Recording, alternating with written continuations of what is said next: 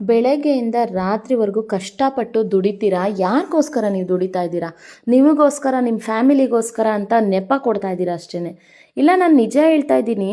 ನೀವು ನಿಮಗೋಸ್ಕರ, ನಿಮ್ಮ ಫ್ಯಾಮಿಲಿಗೋಸ್ಕರ ದುಡಿಯೋವಂಥವ್ರು ನಿಮ್ಮ ಆರೋಗ್ಯನೇ ಕಾಪಾಡ್ಕೊಳ್ಳಿಲ್ಲ ಅಂತಂದರೆ, ನೀವು ದುಡ್ದು ನೀ ಎಲ್ಲ ಸೆಟ್ಲಾಯಿತು ಅನ್ನೋ ಟೈಮ್ಗೆ ನೀವೇ ಇಲ್ಲ ಅಂತಂದರೆ ನಿಮ್ಮ ಮನೆಯವ್ರು ಏನು ಮಾಡಬೇಕು?